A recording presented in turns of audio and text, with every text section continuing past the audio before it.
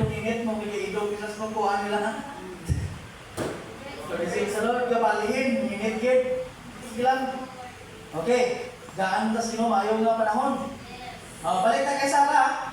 Nya Sarah, the true wife of promise being the tassel, brought forth a gentleman. Nya in the return, brought forth a promised nation that served God. Mula sa natabo. Paagi sa iya, nakahimo siya sa isa ka nasyon na nagalagad sa Diyos. But Mary by no sex at all, but believed the promised word.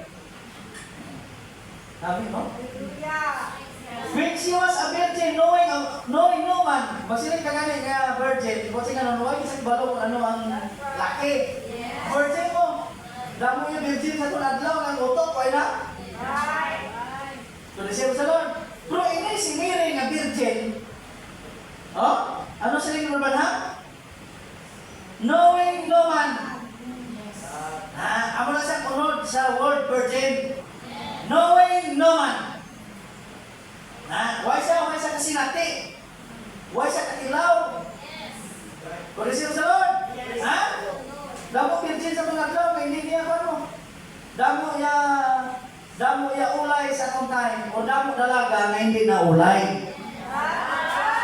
Pero ini si Maria, isa siya ka ulay. Receive sa Lord, isa siya ka virgin. Knowing no man. Nya the angel of the Lord, let her say, her Mary, blessed art thou amongst women, for God is with thee. Praise God. Tulisin sa Lord, masalaw ko lang sa inyo kung paano. Nya and she said, nya how will these things be? Nya she said, the angel said, the Holy Ghost shall overshadow me. Ibig sabihin sa nag-istoryahan sila yung isabit. Magkot sila sabit ko niya sa paano na. Sila ni Maria, hindi. Nabalaan ko lang na ang Holy Ghost, ano nag-overshadow sa akon. Tulisya mo sa Lord. Praise the Lord. Bosing ka na nag-believe siya. Nang nabalaan ko lang. Tulisya mo sa Lord. Nga nagdala ko paagi sa balaan ni Espiritu. Na it had never been done in all of the ages. May arat na tabo, balik ka sa mga kapanagunanan, luwas kay Rahab. Napagitabo, may arat, wala. Wala. Siya lang.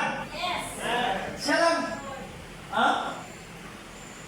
Nya but Mary believed God, and she said, behold, the handmaid of the Lord. She believed the word.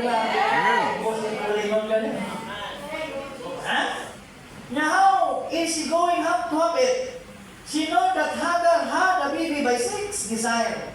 When Abraham and Sarah had a baby 6 desire. By 6 desire with Abraham.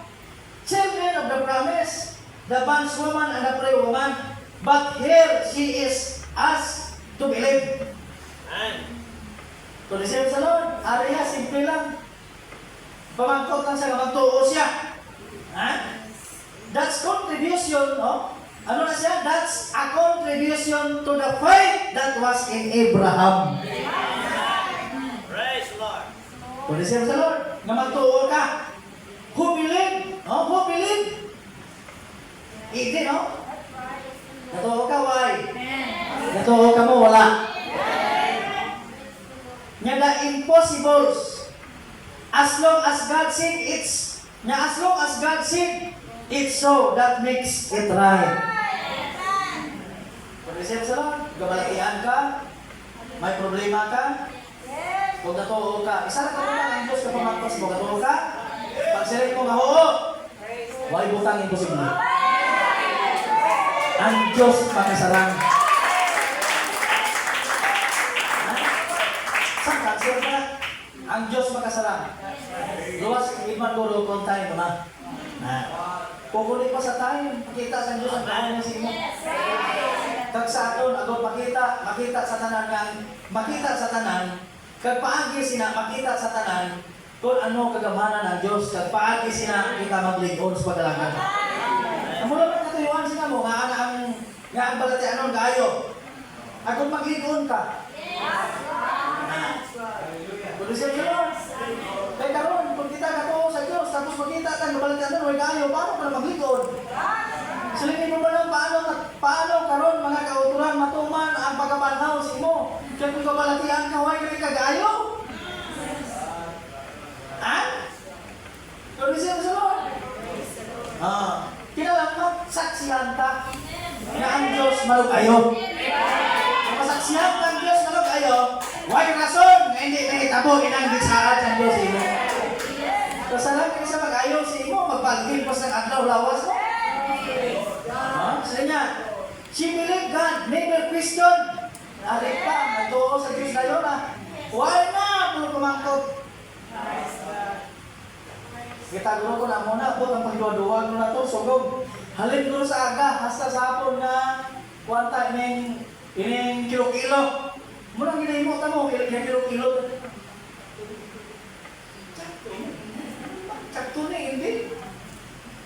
Mamatay lang kilo-kilo, sakto ni, hindi. Kasi sa mga propita, kung gipresenta ang pulong, tindugi. Hindi na yung sila nga, kita naon tabi anay kung anong outcome, be,